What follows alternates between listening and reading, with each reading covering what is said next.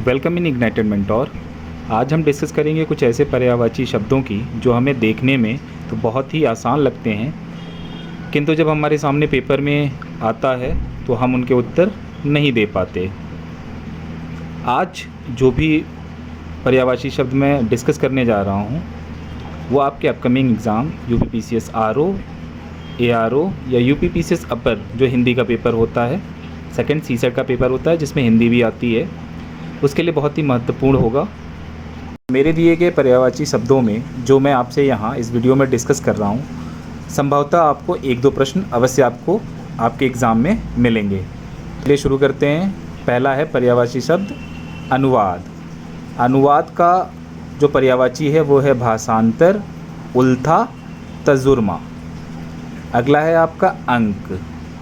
अंक का है हृदय, गोद, सर्ग। ये बहुत इम्पॉर्टेंट है, मैं इस पर डबल मार्क कर रहा हूँ। तो ध्यान रखें कि अंक का पर्यायवाची शब्द क्या क्या हो सकता है। सामान्यता वाले तो आपको पता होंगे, सबको पता होते हैं, बट कुछ ऐसे क्लिष्ट शब्द होते हैं पर्यायवाची जो आपको याद नहीं रहते या एग्ज़ाम टाइम में आपको देखने को मिलते हैं। तो मैं वही यहाँ पर आपको डिस्कस कर रहा हूँ आपके साथ, ताकि आपको याद रहे और आपसे प्रश्न गलत ना हो। तो ध्यान रखें कि अंक का होता है हृदय, गोद और सर्ग। नेक्स्ट है आपका अनार।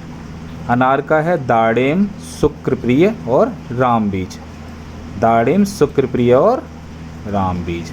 अगला है आपका अतिथि। अतिथि का है पाहुन, अभ्यागत। क्या है? पाहुन और अभ्यागत। नेक्स्ट है आपका अच्छा। अच्छा का है चोखा, बढ़िया, घड़ा, घृणा नहीं घड़ा। नेक्स्ट आला। तो ध्यान रखें अच्छा का पर्यायवाची शब्द क्या है? घड़ा, आला। ये थोड़े क्लिष्ट शब्द हैं, ये आपसे पूछ सकता है। बढ़िया तो आपको पता ही होगा, सामान्यतः हर किसी को पता ही होता है।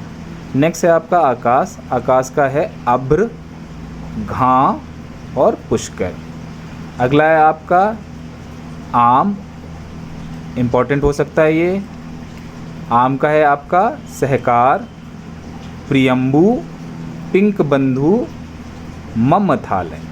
तो ध्यान रखें आम के पर्यायवाची क्या क्या हो सकते हैं, और ये महत्वपूर्ण भी हो सकता है एग्ज़ाम के लिए। नेक्स्ट है आपका देवता। देवता का क्या हो सकता है? आदित्य, सामान्यतः सबको पता होगा। सुर, ये भी पता हो सकता है। अमर, फिर है निर्जर। ये सामान्यतः आपको नहीं पता होता कि देवता का पर्यायवाची निर्जर भी हो सकता है। नेक्स्ट है त्रिदश, गीवाण और विबुध। ये क्या है? देवता के पर्यायवाची हैं। तो आप इनको बार बार देखें, याद करें, और चाहें तो कहीं नोट भी कर लें। नेक्स्ट आपका दुष्ट। दुष्ट का होता है अधम और पाजी। क्या होता है? अधम और पाजी। अगला आपका द्रौपदी। द्रौपदी का होता है कृष्णा और याज्ञसेनी। ये पहले भी पूछा जा चुका है एग्ज़ाम में। नेक्स्ट आपका दैत्य। दैत्य का होता है यातुधान, धनुज। यातुधान और धनुज। अगला है आपका धनंजय। धनंजय का क्या हो सकता है? गुणाकेश या पार्थ। नेक्स्ट आपका धन। धन का अर्थ तो सबको पता होगा, लेकिन एक और पर्यायवाची होता है इसका, वो है द्रव्य। क्या होता है? द्रव्य। तो इसे नोट कर लें। अगला आपका धनुष। धनुष का क्या हो सकता है? पिनाक, कोदंड। क्या है? कोदंड। अगला क्या है? सरासन।